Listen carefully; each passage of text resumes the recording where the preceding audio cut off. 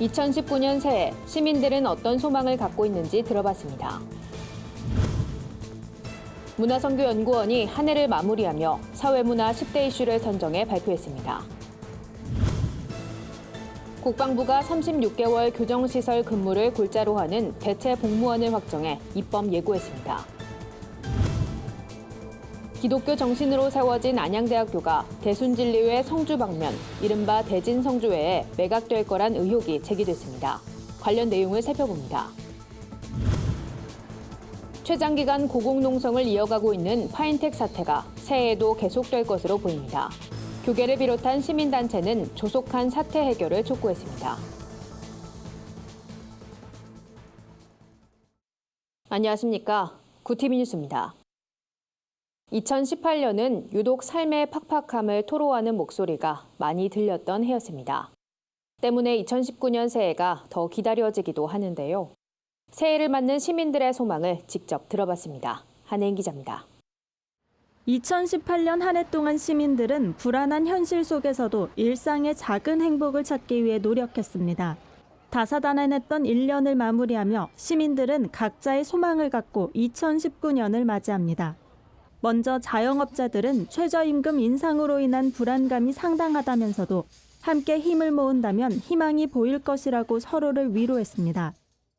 내년에 최저임금도 좀 많이 오르고 그렇게 해서 좀 걱정들이 많으실 텐데 자영업자들이 하지만 희망을 잃지 않는다면 저는 반드시 좋은 일이 온다고 믿고 있습니다. 저도 또한 그렇게 그런 마음가짐으로 임하고 있고요. 취업난으로 힘들었을 취업준비생들의 2019년 바람은 원하는 곳에서 일하는 것과 청년들을 위한 질 좋은 일자리가 창출되는 것입니다. 취업 준비를 계속하고 있는 친구들이 많은데 어려움을 많이 겪고 있는 것 같더라고요. 취업의 문이 좀 더 활짝 열리고 좀 그 범위가 넓어지고 또 환경도 좀 더 좋아졌으면. 군인들은 건강이 최우선 순위였습니다. 새해에는 이제 다치지 말고 아무 일 없이 군생활 평탄하게 지냈으면 좋겠습니다. 작은 교회 목회자들은 대형 교회를 중심으로 한국 교회를 향한 비판이 거세진 것을 우려하며 목회자가 먼저 바로 설 수 있도록 교인들이 한마음으로 기도해달라고 말했습니다. 또 한국 교회가 소외된 이유뿐만 아니라 불안과 분노로 마음이 어려운 사람들에게 각별한 관심을 갖는 한 해가 되길 소망했습니다. 특별히 건강, 가정, 학업, 재정 등의 문제로 힘든 현대인들이 모든 염려를 하나님 앞에 믿음으로 맡겨드리는 2019년이 되길 바란다고 전했습니다. 새해는 하나님 내 편이신데 그 하나님 은혜 안에서 믿음으로 살면 가정도 그리고 교회도 나라도 놀랍게 변화와 성장을 이룰 수 있다고 믿습니다. 그 은혜가 임하기를 소원합니다. 2018년엔 남북관계의 긴장이 완화되면서 탈북민들이 한반도 통일 시대에 중요한 역할을 감당할 것이란 목소리가 유독 높아졌습니다. 탈북민들은 2019년에도 북한의 복음화를 위해 선교적 소명을 감당하겠다고 다짐했습니다. 북한의 복음화를 위해서 애쓰고 또 거기에 조금이나마 제 작은 힘이나마 보태는 한 해가 되었으면 좋겠습니다. 시민들은 서로를 응원하고 위로하며 희망찬 2019년을 다짐했습니다. 더불어 한국교회가 시민들에게 더 큰 희망과 위로를 전하길 소망했습니다. 구티비 뉴스 한혜인입니다. 올 한 해는 어느 때보다 우리 사회 전 분야에서 격동이 일었던 한 해였는데요. 1년을 마무리하며 문화선교연구원이 2018년 사회문화 10대 이슈를 선정해 발표했습니다. 문선연이 발표한 10대 이슈는 남북, 북미 정상회담과 정전협정 논의, 곳곳에서 들리는 김지영들의 목소리, 미세먼지 재활용 대란 등 환경 문제, 한국 사회 내 혐오 논란, 최저임금제 인상과 주 52시간 근무제 시행, 유튜브와 함께 떠오른 가짜뉴스 논란, 명성교회 세습, 소확행, 양심적 병역 거부, 방탄소년단 열풍입니다. 올해는 특별히 국제적인 책임으로만 인식되던 환경 문제가 개인의 실천도 중요하다는 점이 강조되면서 폭넓은 사회적 의제를 이끌어냈습니다. 또 올해 한국 사회를 뜨겁게 달궜던 주제는 난민, 여성과 남성 등 다양한 혐오 문제였습니다. 이에 대해 문선연은 혐오와 배제를 뛰어넘어 타자를 이해하고 상호 연대를 이뤄가는 교회 공동체가 필요할 때라고 강조했습니다. 마지막으로 올해 대중의 라이프 스타일을 주도했던 소확행 현상에 대해선 미래를 꿈꿀 수 없는 시대의 반영이자 기성 질서에 대한 저항이라고 진단했습니다. 그러면서 소확행 시대의 교회 역할이 앞으로 교회가 가져가야 할 중요한 숙제라고 전했습니다.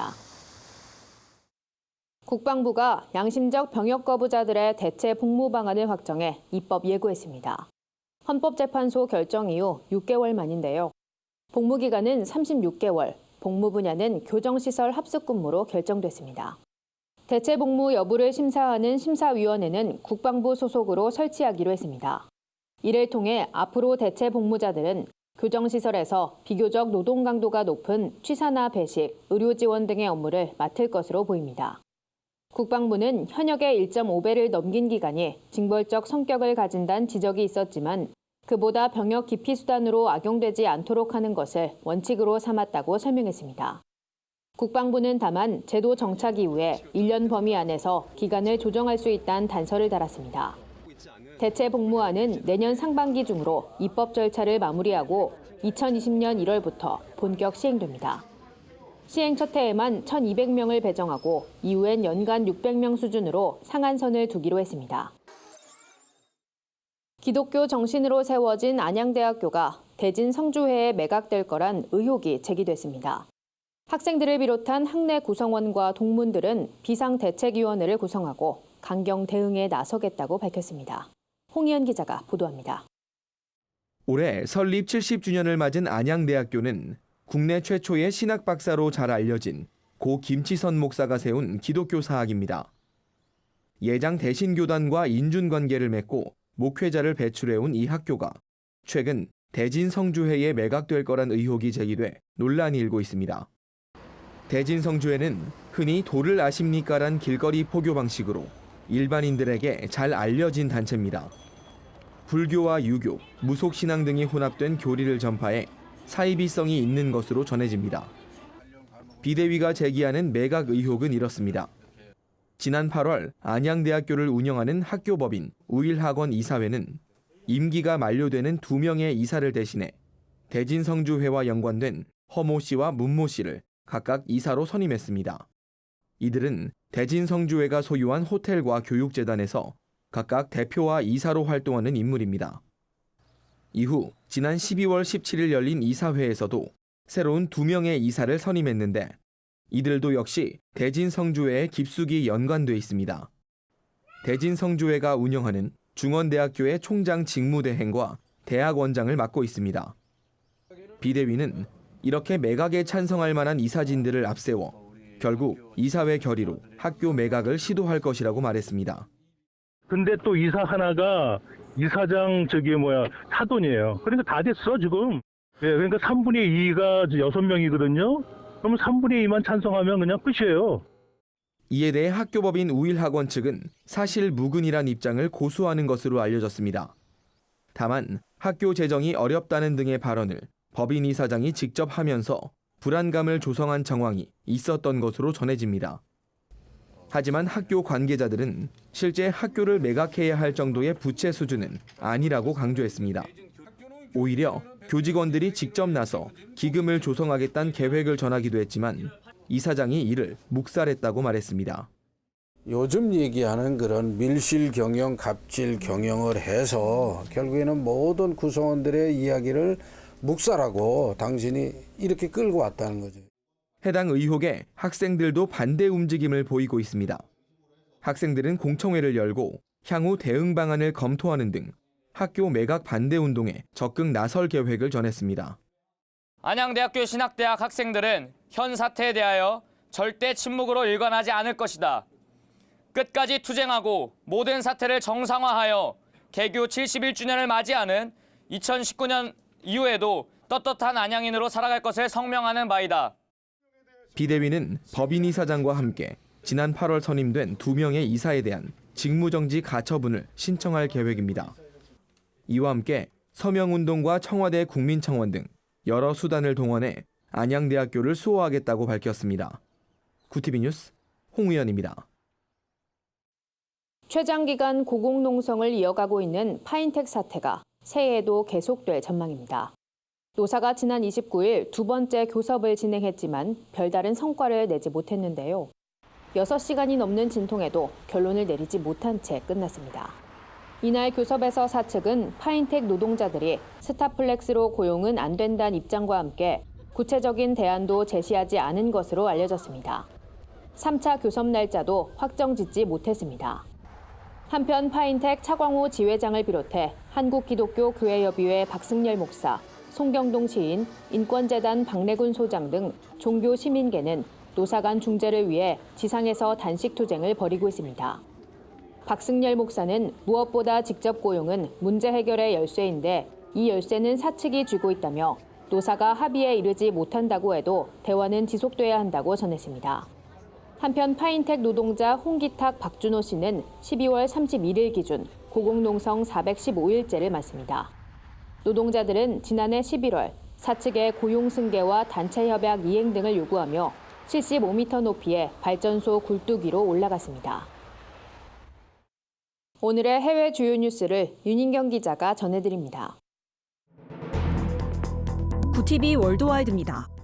나이지리아에서 크리스천을 겨냥한 학살이 잇따르고 있습니다. 무슬림 유목민족인 풀라니족 소행인 건데요. 미국 CBN 뉴스에 따르면 올해 플레토 주에서만 크리스천 6천 명이 살해당했습니다. 전 세계 박해받는 크리스천들의 소식을 전하는 국제기독연대는 피해 규모만 보더라도 무슬림들이 크리스천을 학살하려는 의도가 분명하다며 그럼에도 정부가 검거한 이슬람 테러리스트는 거의 없다고 비판했습니다. 이혼이라는 뜻의 탈라크를 3번 외치면 이혼이 성립되는 이슬람 관습, 일명 트리플 탈라크가 인도에선 위법이 됐습니다. 현지 언론에 따르면 인도 연방하원은 트리플 탈라크를 이용해 이혼하는 남성에게 최대 징역 3년을 구형할 수 있도록 했습니다. 인도 국민당의 아미트샤 총재는 무슬림 여성의 평등과 존엄을 확보하는 역사적인 발걸음이라고 밝혔습니다. 그동안 인도 여성단체들은 트리플 탈라크 제도 철회를 요구해왔습니다.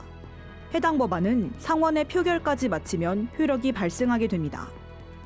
성전환 수술을 받진 않았지만 성 정체성을 여성으로 인식하고 호르몬 치료를 받아온 미국의 한 수감자가 법정 싸움 끝에 여성 전용 교도소로 이감됐습니다. 미국 일리노이주에 수감된 던햄튼은 성전환 수술을 받지 않아 여성 수감자들에게 위협이 될 수 있다는 이유로 그동안 이감 요청이 받아들여지지 않았는데요. 연방법원은 햄튼이 성별과는 상관없이 동등한 보호를 받을 권리를 침해당했다며 햄튼의 이감 요청을 재검토하라고 판결했습니다.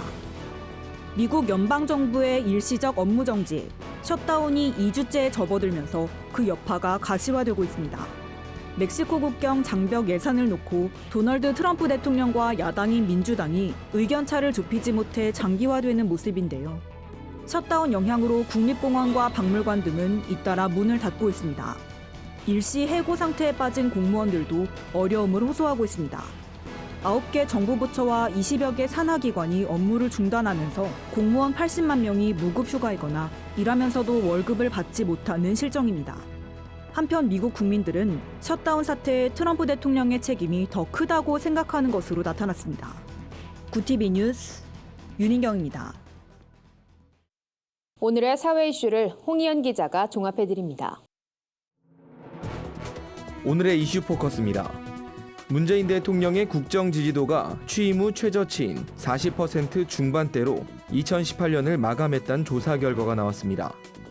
리얼미터 여론조사에 따르면 문 대통령의 지지도는 2018년 1월 첫 주 71.6%로 출발해 4.27 판문점 남북 정상회담 직후 77.4%로 올해 최고치를 기록했습니다. 하지만 경제정책 논란과 공직기강 해이 논란 등으로 40%로 하락한 뒤 계속 내림세를 이어왔습니다. 북한 노동당 기관지 노동신문이 2018년 한 해 북한의 최대 성과로 국제사회에서의 전략적 지위 상승과 경제 집중, 부정부패와의 투쟁을 꼽았습니다. 노동신문은 지리적 위치는 변함없지만 국제 무대에서 차지하는 전략적 지위에서는 극적인 변화가 일어났다고 평가했습니다. 또 경제사업을 우선하고 경제발전에 다양한 자원을 총동원하는 것으로 북한의 활동이 바뀌었다고 밝히기도 했습니다. 2019년부터는 전국 대형마트와 큰 규모의 슈퍼마켓에서 일회용 비닐봉투 사용이 금지됩니다. 이는 재활용 폐기물 관리 종합대책의 후속 조치 중 하나입니다. 일회용 비닐봉투를 공짜로 제공하는 것이 금지되던 대형마트와 165제곱미터 이상의 슈퍼마켓이 비닐봉투를 아예 사용할 수 없게 됐습니다. 다만 생선이나 고기 등 수분이 있는 제품을 담는 봉투는 계속 이용할 수 있게 했습니다. 구티비 뉴스 홍의연입니다. 주요 단신입니다. 사랑의 교회 갱신위원회가 오정현 목사를 상대로 신청했던 직무집행정지 가처분이 기각됐습니다. 법원은 가처분이 필요한 정도로 갱신위 측에 현저한 손해와 급박한 위험이 발생했거나 발생할 우려가 보기 어렵다고 판단했습니다.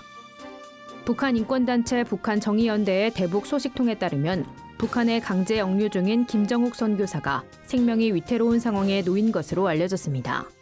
북한정의연대는 김 선교사는 북한의 불법적인 조사와 구금, 강제 노동, 체제 선전 학습 거부로 인한 고문 등으로 건강이 악화돼 현재 치료가 불가능한 상태라며 북한에 억류된 이들을 위해 함께 기도해달라고 전했습니다. 한일 장신대학교 설립자인 서서평 선교사가 1969년 한국 정부로부터 국민훈장을 추서받은 기록이 50여 년 만에 발견됐습니다. 한일 장신대는 1969년 서서평 선교사가 한국 고아 입양과 양육에 적극 노력하고 성서 교육으로 여성 계몽 사업에 헌신한 공로를 인정받아 박정희 대통령에게 국민훈장 3번째 등급인 동백장을 수여받았다고 밝혔습니다. 기동문화사역에 힘쓰는 추 미디어앤 아트가 2019년 정기 강좌를 마련했습니다. 이번 강좌는 보컬 훈련, 스마트폰을 활용한 영상 편집, 찬양 작사 작곡법, 음반 기획 제작법 등 총 5가지 분야로 구성됐습니다. 모든 강좌는 이론과 실습을 통해 실전에 적용할 수 있도록 꾸며졌습니다. 이상으로 뉴스를 마칩니다. 구티비 뉴스는 인터넷 신문 데일리 굿뉴스를 통해서도 보실 수 있습니다. 시청해주신 여러분 고맙습니다.